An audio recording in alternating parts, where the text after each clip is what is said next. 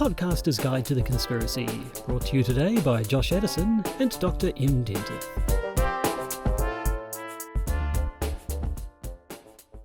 Hello and welcome to the Podcaster's Guide to the Conspiracy. I am Josh Edison in Auckland, New Zealand. They are Dr. M. Dentith in, where is it now? Christchurch? Indeed. Christchurch, New Zealand. Just jetting all around the country at the moment. You're like a pinball of some kind.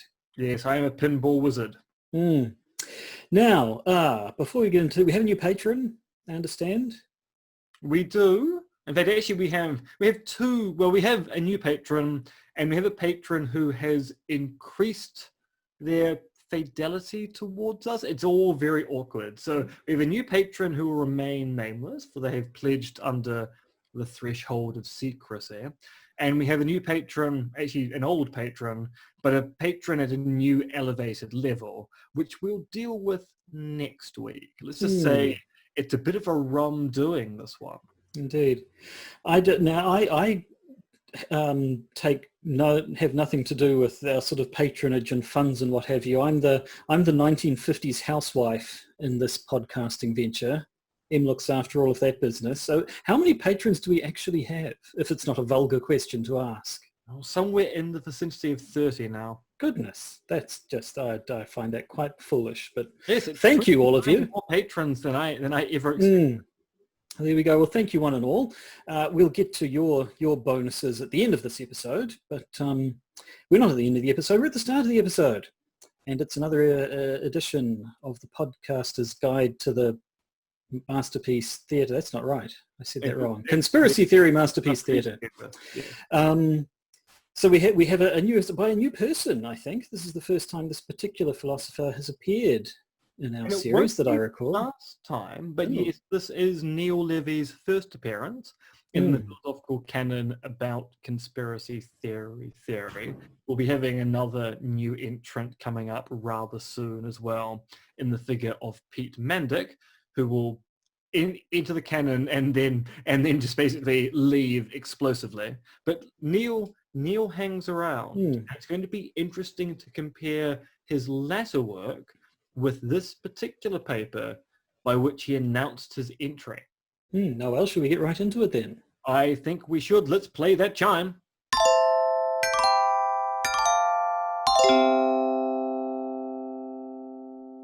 Indeed. So, the paper we're looking at today is a Radically Socialized Knowledge and Conspiracy Theories by Neil Levy from the issue of Episteme/Episteme. No one's entirely sure. Nobody knows. From 2007. That we are sure about. That we first looked at last time. So yes, Neil Levy is a newcomer to me, at least. But another Antipodean philosopher. So Neil is over in Australia, as is David Cody. Of course, we've seen the work of Charles Pigden. So that's 3 people in the canon at this point in time who are all in the Antipodes. I will be joining them shortly. So that suddenly makes 4. Pat Stokes, who comes in slightly later, that makes 5. There's a really interesting question as to why so many philosophers down under are so interested in conspiracy theories when you consider that we live in relatively unconspired polities, or at least we would like to think. So there's something interesting there. I think it's something in the water. So this paper takes another slightly different look at it, I suppose. We're getting into the idea of social epistemology. And exactly what that means, we'll come into it fairly quickly. How about you give us the abstract? I was just going to say, give us the abstract just as you started whetting your whistle, imbibing your fluids. Because I feel I should have made more of a meal from sound effects wise, because the video that will come across is a great visual gag, but as audio, it's just an awkward silence, unfortunately. But anyway, hit me with the abstract. The typical explanation of an event or process that attracts the label conspiracy theory is an explanation that conflicts with the account advanced by the relevant epistemic authorities. I argue that both for the layperson and for the intellectual, it is almost never rational to accept such a conspiracy theory. Knowledge is not merely shallowly social in the manner recognized by social epistemology. It is also constitutively social. Many kinds of knowledge only become accessible thanks to the agent's embedding in an environment that includes other epistemic agents. Moreover, advances in knowledge typically require ongoing immersion in this social environment. But the intellectual who embraces a conspiracy theory risks cutting herself off from this environment and therefore epistemically disabling herself. Embracing a conspiracy theory therefore places at risk the ability to engage in genuine inquiry, including the inquiry needed properly to evaluate the conspiracy theory. So as we will see, this seems like a bit of a follow-on from the sort of stuff that Brian L. Keeley has talked about, where the problem with hanging on to these bad conspiracy theories is that you lock yourself out of important parts of society, and Or so decent society. But we're not quite there yet. So the introduction, first of all, he starts by talking about the whole sort of conspiracy versus cock-up. If your choice is a conspiracy or cock-up, you should probably go for cock-up, or the old Hanlon's razor, the what does it never attribute to malice, what can be put down to stupidity. But then immediately says, as a number of philosophers have now demonstrated, this general attitude is neither epistemically warranted, nor is it actually adhered to in the epistemic practices of responsible intellectuals. Now that phrase, responsible intellectuals, is going to come up. We'll be coming back to that again. Yeah, we'll be hearing that one a bit. So just remember that. That's the Chekhov's gun for this this episode. Kind of giving away the ending then. If it's Chekhov's gun, it has to go off in the final act. Oh, it will. They'll be going off like crazy. Now, he says at the start an interesting thing. He says, in practice, it is not conspiracy theories towards which intellectually responsible people evince a reflexive suspicion. Instead, as Cody 2006 has suggested, it is conspiracy theories which conflict with the right kind of official stories that come under suspicion, which we've done. Cody 2006 is this paper, Conspiracy Theories and Official Stories, and I recall him saying that one of the aspects of the definition of a conspiracy theory is that it is opposed conflict with the official version. Yeah. So under Cody's definition, all conspiracy theories conflict with an official story, because by definition, if it's the official story, it's not a conspiracy theory. But Neil Levy obviously doesn't hold to this. He immediately goes on to talk about how the official version of 9/11 is clearly a conspiracy theory. I wonder there if perhaps we're seeing the same thing that we've seen coming up looking at Brian's works as well, when there's a bit of interplay going on between whether you're talking about a conspiracy theory or an unwarranted conspiracy theory, and maybe... I think you're right. There is a certain amount of equivocation which is going on in this kind of account, because yes, if he's following on from Cody, he should quickly say, look, if it's a conspiracy theory, it conflicts with, say, the epistemic practices of responsible intellectuals who endorse official stories or theories constituted in the right way. But as you also point out, he then says there are a whole bunch of conspiracy theories which turn out to be rational to believe. So he's then saying, look, sometimes responsible intellectuals will endorse a theory labeled as a conspiracy theory. And I think this equivocation is the Chekhov's gun which is going to go off at the end, because this hanging things on the epistemic practices of responsible intellectuals turns out to be a very tricky beast to grapple with. So before proceeding, he sets out the two main goals he wants to perform in this paper, saying, first, I shall explain why it is generally irrational to reject the account of an event or process offered by the relevant epistemic authorities. Because knowledge is deeply constitutively social, I shall argue, the epistemic authorities, when properly constituted, are far better positioned to explain events than are isolated agents. Individuals who are not appropriately hooked up to the relevant social network of knowledge production are ill-placed to take issue with official stories. The social distribution of knowledge production is not guaranteed to produce truths, but it is a powerfully truth-conducive mechanism of explanation production, such that when an explanation of an event or process conflicts with that produced by the socially distributed mechanism, we ought to reject it as unwarranted. Second, I shall explain not only why we ought to accept the official story over alternatives, but also why many people overestimate their ability to detect flaws in the official story and therefore seek alternative explanations. So he is actually officially saying that you should believe the official story over conspiracy theories when the conspiracy theory conflicts with the official story, I assume, being the caveat there. I think that's an awkward position to take just from the history of conspiracy theories in the 20th century, because he's already mentioned Watergate. Oh, no, he mentioned 9/11. Yeah, he's mentioned 9/11. Once you bring Watergate in, okay, so, well, that was called a conspiracy theory by what was taken to be several official sources that we might take to be well placed, i.e. other journalists at the time who thought that Woodward and Bernstein were just deeply wrong in their claim that there was something very suspicious about the way the Republicans were acting after the break-in to the Democratic National Committee headquarters at the Watergate complex. So this does not seem like a particularly productive path to go down, but let's see whether let's have a look. The explanation, it makes more sense. So the introduction concluded, we move into part one, radically socialized knowledge.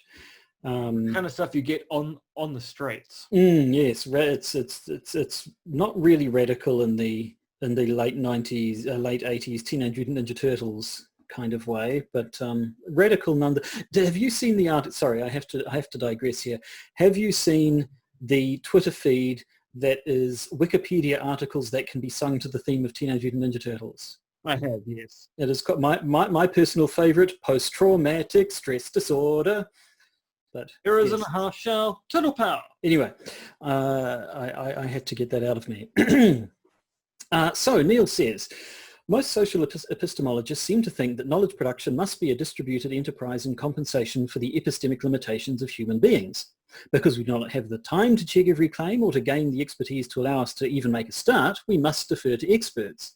While this is undoubtedly true, knowledge is much more deeply social than it suggests. And so this whole thing is about his... So I'm going to say that's only half right. And then it's true, social epistemologists like myself do think that because individuals do not have the time nor the ability to analyze every claim, we engage in a social practice to generate knowledge about the world. And it is good to take as a shortcut appealing to experts whenever possible, but it doesn't mean we only appeal to experts. Sometimes we just engage in a large social endeavor to try to uncover the truth. So the idea that we must defer to experts, that would be an ideal situation if we had a good story about expertise and what makes experts trustworthy and the like. But often for social epistemologists, what you're talking about is a social activity that may or may not include experts depending on the thing being investigated or explored. But here, Neil, I think he's saying this is what many social epistemologists think, but he then wants to go even further. So he starts with the idea, we've got this conception of social epistemology, which is that knowledge is arrived at by individuals, and the social aspect comes in when these individuals communicate with one another by their own testimony. They basically transmit this knowledge, and so the production of a society's body of knowledge is a distributed effort. No one person has to come up with all the knowledge. Everybody comes up with their own little bits, and then they all stick them together. And here's where we start bringing in things that we've heard of before, because he says, it is this picture of the social distribution of knowledge production that motivates Keeley's worry that too ready a belief in conspiracy theories leads all too easily to skepticism. If we begin to distrust the network that transfers knowledge from agent to agent, we shall be left unable to tap into the knowledge of others and thrown back upon our meagre epistemic resources. What I find interesting at this point is then he talks about Steve Clark and David Cody's objections to what Brian had to say. Doesn't mention Lee Basham at all. And as I recall from when we've talked about things, it was really Lee was the one who was most arguing against the sort of the social aspects of what Brian had to say. Is that just is it just an Antipodean thing? Would they have just had easier access to those two? I wonder. I mean, 2007. I would think not. I mean, if we go back to me in 2007, having just downloaded all of these articles legitimately through the University of Auckland's library site, and I've had access to all of the other literature which is available electronically online back at the time. There's no reason why Levy couldn't have been reading Basham. I mean, I'm assuming because he's been either invited to contribute to this journal article or saw the call for paper, he did a cursory search of David Cody to see what Cody's written upon it, saw that Cody had written a reply to Keeley, and then read Keeley as well, but then didn't look any further. That's my suspicion. Possibly. I mean, on the other hand, of course, I suppose Lee's objections kind of came in a different direction. He was talking about specifically the nature of society, not so much social epistemology. But anyway, I think what Neil wants to say at this point is that Brian said the problem, the problem with believing in unwarranted conspiracy theories is you become too skeptical, you become unable to rely on what other people say, and so therefore this whole social idea of, which essentially relies on testimony when you come down to it, if you don't believe anyone's testimony, then you can't take advantage of that. But Neil says, it is, I think, more serious than those who dismiss it recognize. The kind of social epistemology from which the worry stems is nevertheless only social in a shallow way. In fact, knowledge production is deeply social in a way that few epistemologists have recognized. And basically most of the rest of this section is talking about this conception of a deeply or radically social epistemology. Now the problem here now goes back to the fact that Levy doesn't appear to have read his Basham, because one of the things that Lee gets to fairly early on in his writing is talking about the way that our priors kind of determine the way that we react to claims of conspiracy theories in particular situations.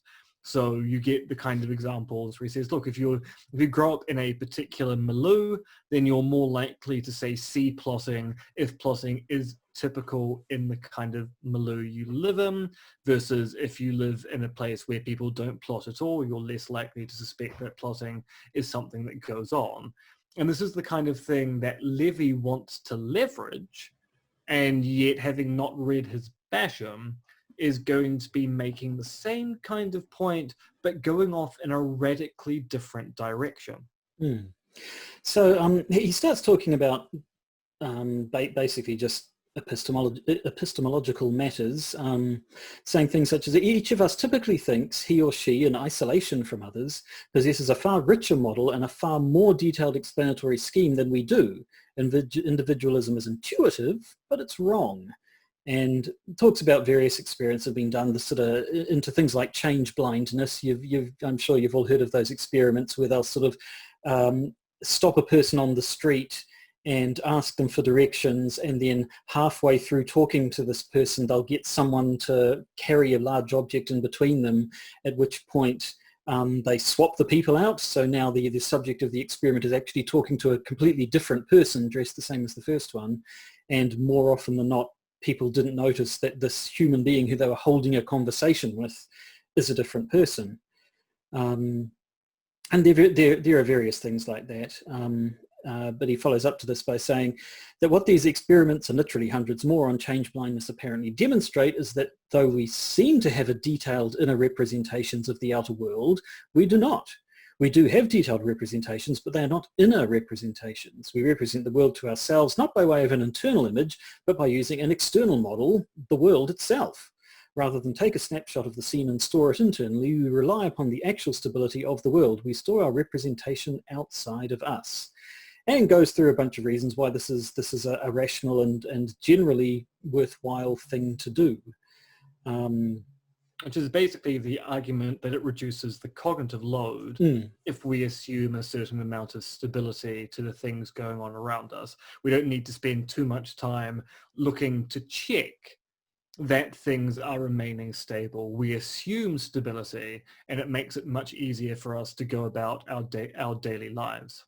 What's that? There's a science fiction series. Is it one of the sort of foundational ones? Like where one of the plot points is that you have characters who sort of act as a relate everything that they see, but only rely on what they observe. So would not say, you know, if they saw the front of a house, they wouldn't be drawn on whether or not it was the actual house or a facade, you know, having not been able to see the rest of it. Or if they saw a thing in one place at one time, they wouldn't be drawn on whether or not it was still there a moment after they looked away from it, and so on. But I know of what you speak, but I cannot remember the exact... At any rate, the point is we're not like that. We assume that the world does kind of stay stable enough in our absence that we can just assume we can come back to it and it'll be there. So he goes on to say, when we store our representations externally, we use a publicly accessible medium. Our mental representations are shared. In this sense, they're far more deeply social than anything envisaged by traditional social epistemology. Basically going on that this just sort of becomes more and more. The technology that we have these days means we can offload more and more of our cognitive load onto external sources. So, I mean, I learnt how to do long division with a pen and paper, but buggered if I can remember how, and I don't need to because my phone has a calculator. Although, don't you recall your math teacher back at school saying, look, you're not going to have a calculator when you go to the supermarket, you've got to learn how to do this, and now we have calculators on our watches. Exactly. I mean, phone numbers, you used to have to remember or at least write down important phone numbers all the time. I know my number off by heart. I know my wife's number. I think I know my parents, but basically I have a phone that remembers all my numbers for me. I have a phone that tells me where to go if I don't know the way. You know, we have all this stuff that we just offload things externally, so we don't need to load ourselves up with all this other stuff. I suppose this comes down to and I think he gets into this a little bit later as well, there is trust that the people who made these technologies knew what they were doing, and that we can therefore rely on them to, you know, the software running these calculators does actually do maths properly, and the storage of our phone numbers is reliable and will recall them properly, and so on. But I mean, this day and age, like, I've often thought, technology like computers and so on, like, is it even possible for a person to actually understand how, say, a laptop computer works in every detail, down to the knowledge of how silicon semiconductors work, and, you know, every single bit of it? I don't know. Maybe if you're a real expert who'd devoted their lives to it, perhaps. But yeah, and even then you might go, the engineers at Intel, when they're generating a new CPU package, individual engineers will know their particular section of the silicon really well, but they're probably trusting that the engineers who are working on the other bits of the silicon are obeying particular rules to make sure that the connections are correct, because knowing all 16 million transistors on one chip probably is beyond the human brain at this point. I mean, yeah. I could be wrong. There could be someone who works at Intel listening to this podcast going, nope, I know exactly how every single bit in your laptop, well, not my laptop, because my laptop's one of these new fancy Apple M1 chips, but I know how everything works in your laptop, Josh. I know exactly how things work in your laptop. Yeah. And I know what you've been watching. Oh, pish. Yeah. Perfectly legal. Actually, I do remember reading once that one of the biggest uses of artificial intelligence technology is actually in testing computer chips, because when you have millions of transistors with, you know, billions of possible connections, it's more than a person or team of people could ever actually properly test. It has to be automated. Anyway, moving on. So Neil goes on to say that there are two important points here. First, that our cognitive abilities are not just shallowly social, not merely dependent for their success upon cumulative repositories of knowledge and on the division of cognitive labour, but deeply social, and that they are actually constituted by their embedding in the social world. Second, that our reliance upon these external resources is so complete, so much a part of the background of our thought, that it is often entirely missed. Individualism is intuitive, though it is deeply mistaken.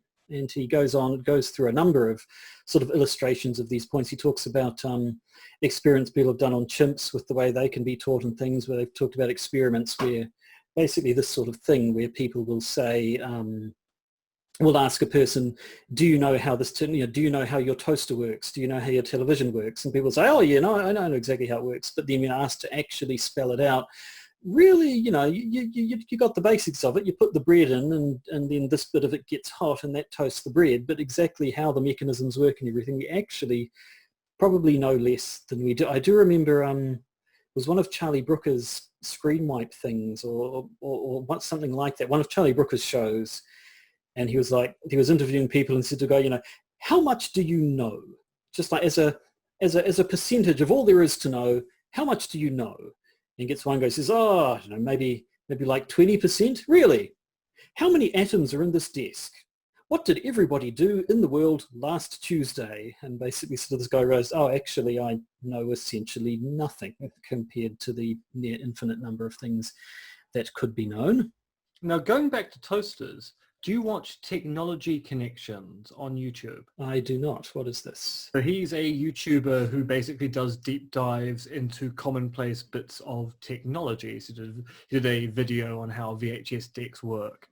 But he also did a really interesting video on how your toaster is not as advanced as a toaster made in the 1950s, and just goes in to talk about how in the 50s we had really, really fancy toasters that guaranteed you good toast every time, no burning. If you wanted to be a particular shade of brown, it would always be that shade of brown. But it turned out that these toasters were incredibly expensive to manufacture. And so cheapness means we now have really rubbish toasters instead. And so when he does this deep dive into what makes a toaster good, you end up going, toast could be good. Why is my toaster so bad? And the thing is, it's capitalism. Good old capitalism. Now, so he sort of spends a page or two talking about these experiences, just illustrating all these things. And I don't think it spends too much time. Yeah, it did. I found myself. But he finishes by saying, we now have in hand all the ingredients to explain A, why it is usually irrational to disbelieve the official story, and B, why there is a strong temptation to disbelieve it. So part one was just as radically socialized knowledge, leading into part two, official stories. And so now we actually start officially referring to conspiracy theories and so on. So he sort of kicks things off by saying, the official story is the story promulgated by the authorities. Cody, who introduced the phrase into the debate, did not distinguish between the different kinds of authorities that might promulgate an explanation of an event. Clearly, it is often rational to heavily discount the official stories offered by some authorities. In totalitarian countries, people learn to read the official news media with a jaundiced eye, and this attitude is often warranted. Recent events in Anglophone Western democracies demonstrate that this kind of attitude toward the official stories promulgated by governments and by their sycophants in the media is all too often warranted in non-totalitarian countries. But there are other kinds of authorities beside governmental authorities and other kinds of official stories. Though it's not epistemically irrational to reject official stories per se, there's a class of official stories that, other things being equal, we ought to accept. Responsible believers ought to accept explanations offered by properly constituted epistemic authorities. And there I'm quite surprised. There I'm quite surprised that Lee Basham doesn't get a mention, because as you said earlier, that what he's talking about there seemed to be very much up Lee's alley. So he says we don't. It's sort of there is a bit of talk, as we said, about whether we're talking about conspiracy theories or whether or not they're warranted or not. And so often he'll sort of talk about we use the use of conspiracy theory as a pejorative term, and so we will reject something as just a conspiracy theory in certain circumstances, but not others. We will say we don't say that theories are just a conspiracy theory when they simply because they conflict with the government. And he brings up the example of climate change in the US at the time he was writing, and I'm pretty sure these days still, it was the official position of the United States government that climate change was not happening. And I mean, that's more a Republican talking point these days. The Democrats seem to be quite seem to have come around that actually climate change is occurring, and maybe we should do something about it as soon as we deal with Trump and COVID-19. But as I said, in that case, if we reject the official, quote unquote, official version coming from the government, and you could tell a decent story that this is kind of a conspiracy theory if you sort of bring in the idea that sort of the fossil fuel companies and the like are exerting pressure via lobbying on the government to play down the risks of climate change and so on. But we don't say, oh, that's just a conspiracy theory. At least we don't reject it because it's quote unquote just a conspiracy theory. We reject it because other authorities, arguably properly constituted epistemic authorities, are telling us that climate change is real. And so, or to bring in another example, he says, it is not because the government tells us, it is not because the government tells us that the attacks of 9/11 were carried out by al-Qaeda operatives that we dismiss rival explanations, according to which the government itself was behind the attacks, as just a conspiracy theory. It is because the relevant epistemic authorities, the distributed network of knowledge claim gatherers and testers that include engineers and politics professors, security experts and journalists, have no doubts over the validity of the explanation that we accept it. So he is, right away, when he says official theory, that doesn't necessarily mean official government theory. And so either there can be times when the government theory conflicts with the official theory and times when the government theory lines up with the official theory, but it's not necessarily because it comes from the government that makes it official, which I don't know if that's flying in the face a little bit of what we usually understand by official theory. Well, a lot rests upon these responsible intellectuals and the relevant epistemic authorities here, in that Levy is going, an official theory is something put forward by a relevant authority as opposed to a political authority. Although I think there's a bit of fuzziness about this we get towards the end, which makes it a little bit harder to discern exactly what he means by the target of relevant epistemic authority. But he does want to say that when the government and the epistemic authorities disagree, responsible intellectuals, there they are again, will tend to side with the experts, whether it's conspiratorial or not conspiratorial. And I assume he would be thinking of examples such as we see in the current climate with the Trump administration versus all of science, essentially, when talking about COVID-19. And this was the point when I said, hang on, responsible intellectuals, he said that a bunch of times, but it does seem a little bit vague. But then reading further down, possibly we might actually get a bit more detail on exactly what a responsible intellectual is a little bit later. But at this point, having talked about the idea that you should go with the official story, where the official story is what comes from properly constituted epistemic authorities, the question he then has to answer is, what actually is a properly constituted epistemic authority? And it's a good question because an awful lot rests upon your definition of epistemic authority, or as many people would say, simply expertise. So when you typically appeal to experts, there are a whole bunch of factors you want to take into mind. You want to know, first of all, are the experts acting sincerely? Because sometimes experts lie. You also want to see whether the experts, say, agree with other experts in their field, because finding the rogue Galileo in your field is not particularly useful if Galileo turns out to be wrong in this particular instance. And you also want to know whether they're testifying towards some claim, or putting forward an argument, because if they're testifying to some claim, then that testimony rests upon their qualification as an expert. If they're arguing towards some claim, then actually it doesn't really matter what their expertise is. You can still look at the argument and go, yeah, I mean, you might be an expert in this field, but that's just a bad argument. And I can kind of show that without having to say anything about your expertise. I go, look, doesn't matter what kind of expertise you have, you've just tried to prove the existence of unicorns, and it just doesn't fly. But nevertheless, he wants to be able to say that what makes a properly constituted epistemic authority is the structure of it. They need to be set up in the right way so as to, if not guarantee, then be have a very good chance of arriving at the truth. And as he admits himself, to actually describe that properly is too much than could be put in one paper, and possibly more than could actually be properly articulated by anyone ever. Nevertheless, he says epistemic authorities are properly constituted to the extent to which they consist in a distributed network of agents trained in assessing knowledge claims, who make the evidence and processes available to scrutiny within and beyond the network. And the example he wants to give is basically science, capital S science. As the sort of thing where you have, processes of peer review, and it's not like things were in Isaac Newton's time when people would write in code so that they could keep their discoveries to themselves and so on.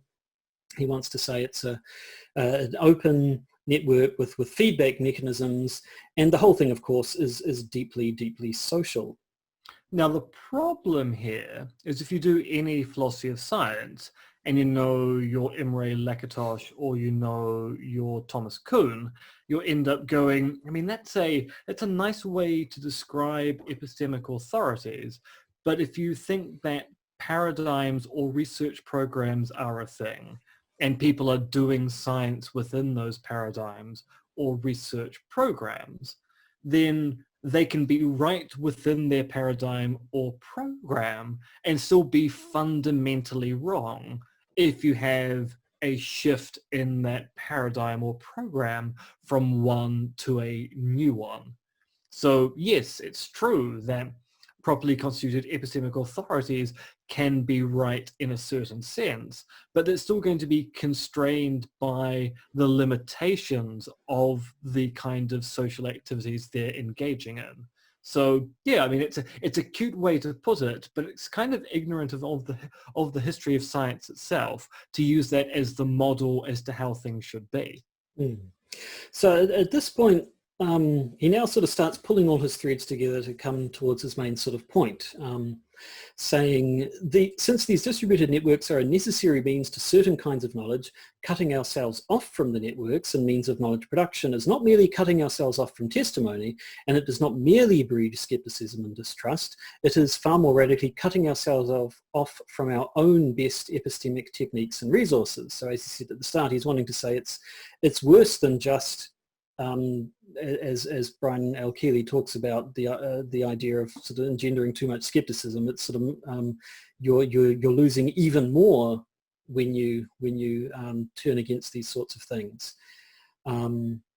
So he starts to line things up. I'm now in a position to sketch why we ought generally to accept official stories where the relevant authorities are the epistemic authorities. By we, I mean those of us who aim to be epistemically responsible and who do not possess expertise directly relevant to assessing the official story. We non-experts, and we're all non-experts with regard to most official stories, ought simply to defer to properly constituted epistemic authority. And I think my feeling here is that the we that he's referring to there, we are these responsible intellectuals that have been talked about throughout the paper. Yes, I think that is correct. Right. So finally, what we're saying is that these responsible intellectuals are people who basically defer to the properly constituted epistemic authorities. On the other hand, what of people who don't do this? And so now we start talking about the kinds of people who the likes of Brian L. Keeley and Steve Clark have been concerned with right from the start. The people who hold to these theories that are in opposition to the epistemic authorities. What do we say about them? Well, what Neil says about them is The intellectuals who embrace explanations of the kind that we typically and pejoratively label conspiracy theories are almost never in possession of the directly relevant expertise. They may be experts in something, but rarely do they belong to the class of inquirers with the authority to issue official stories regarding the event to be explained. It is this class of intellectuals for whom the consequences of embracing conspiracy theories are the most serious. And I believe in a footnote refers to the likes of sort of the 9/11 truth folks who are mostly, we're all experts in one area or another, but not in the relevant ones. Yes, scholars for the 9/11 truth. He says there are philosophers, attorneys, professors of English and French, cultural studies and politics, but few engineers and no structural engineers.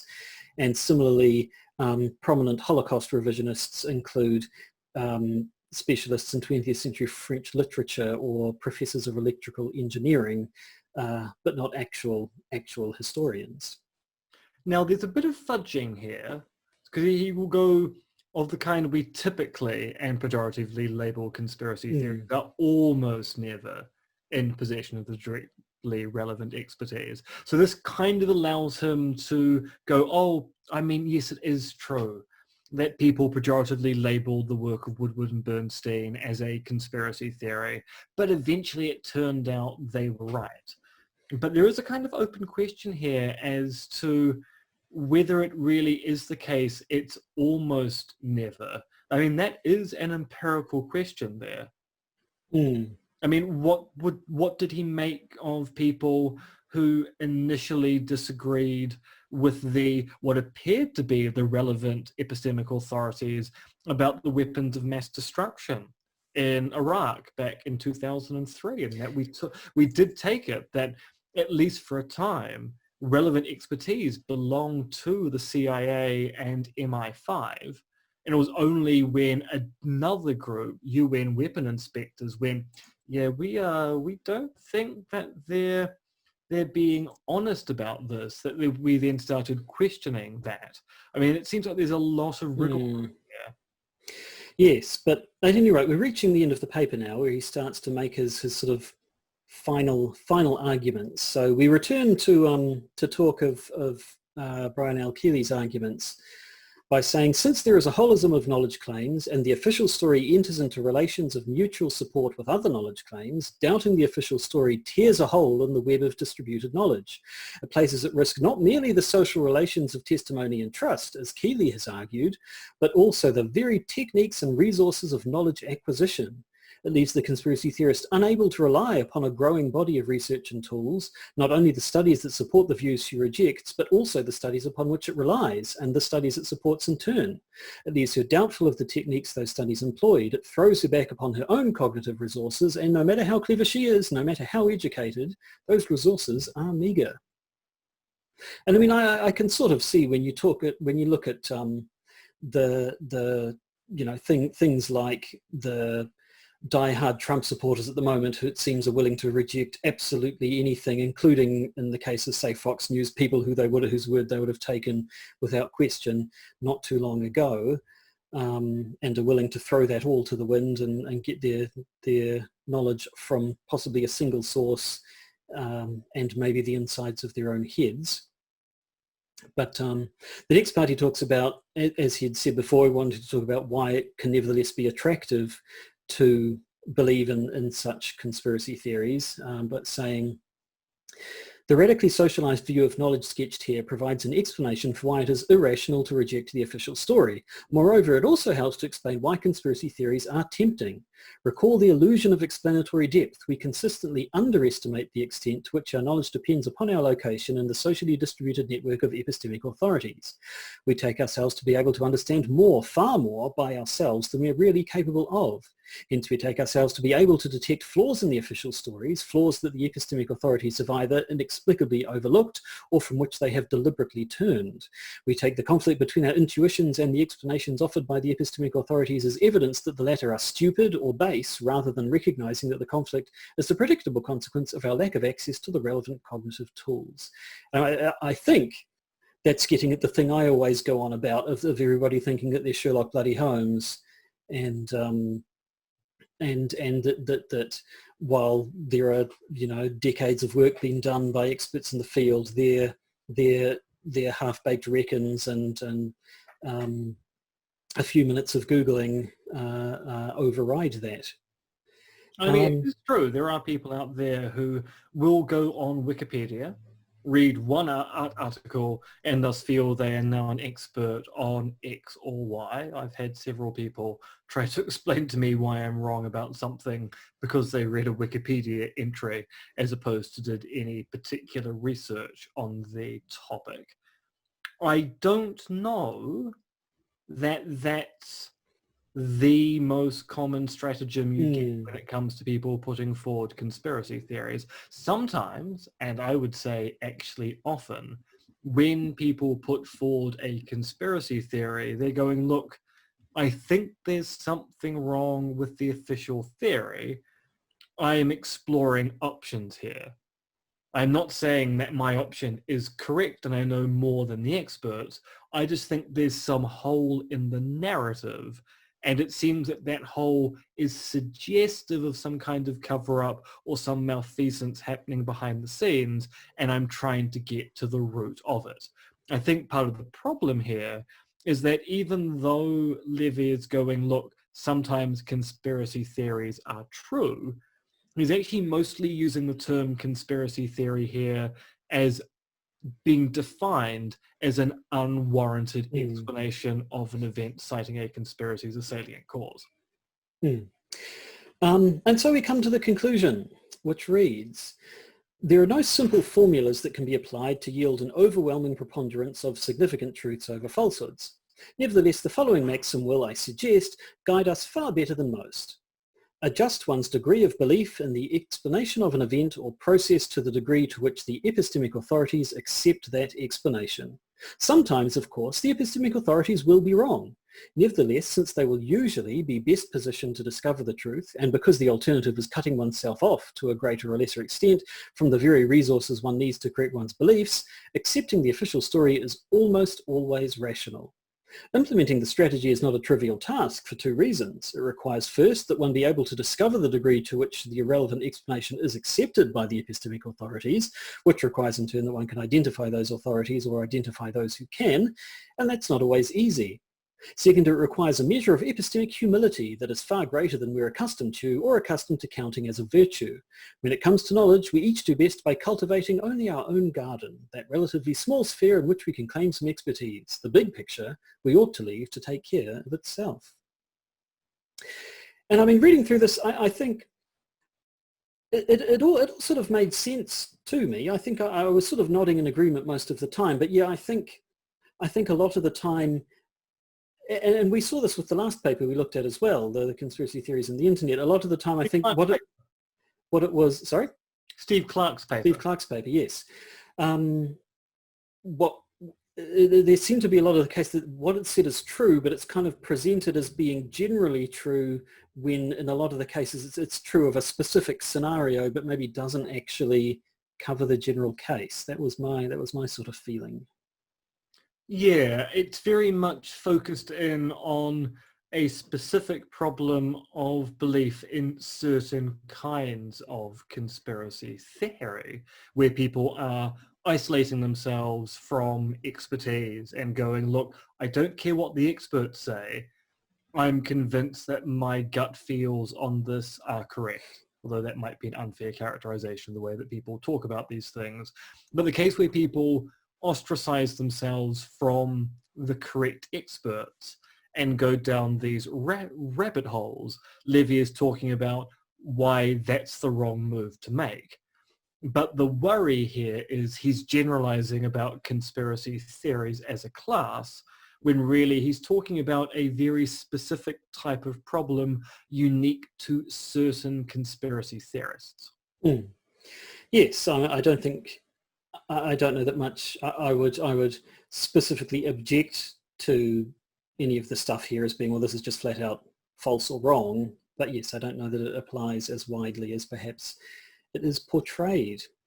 But a good read nonetheless. And so we're going to be hearing more of Mr. Levy, Dr. Levy, Professor Levy. Professor Levy. Not for a while. So his next contribution is quite a way off. But yes, there'll be some more Neil Levy in the future. He has There's a series of articles published in the Social Epistemology Review and Reply Collective, which are a debate about how we talk about conspiracy theorists between Neil Levy and some social psychologists over in the UK. And it's quite interesting because it's very definitely a discussion about definitions. And Levy is going, look, I'm just trying to talk about how we define things. And the social psychologists go, no, there's one definition. And Levy's going, there kind of isn't. So as I said, it'll be interesting to see what you think of Levy 2.0 when we get to Levy the next generation. Indeed. But for now, this episode of Conspiracy Theory Masterpiece Theatre comes to a close. But for our numerous patrons, we are then going to go off and record a bonus episode.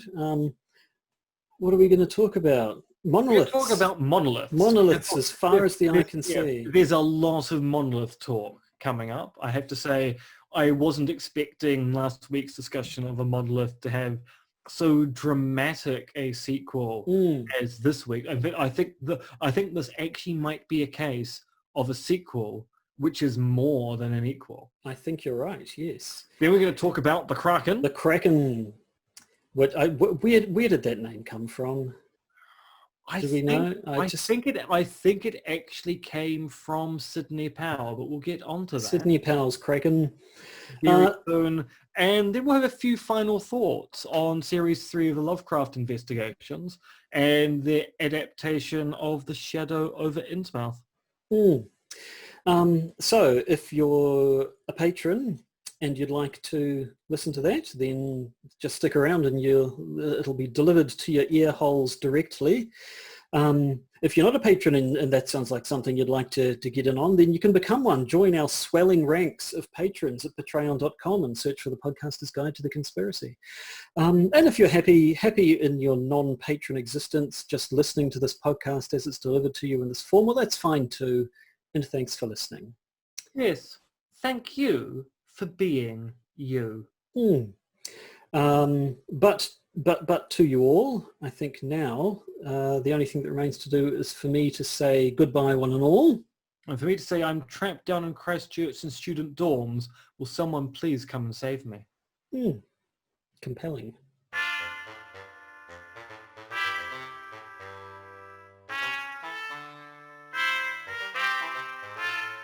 You've been listening to the Podcaster's Guide to the Conspiracy, starring Josh Addison and Dr. M.R.X. Denton, which is written, researched, recorded and produced by Josh and M. You can support the podcast by becoming a patron via its Podbean or Patreon campaigns. And if you need to get in contact with either Josh or M, you can email them at podcastconspiracy@gmail.com or check their Twitter accounts, monkeyfluids and conspiracism.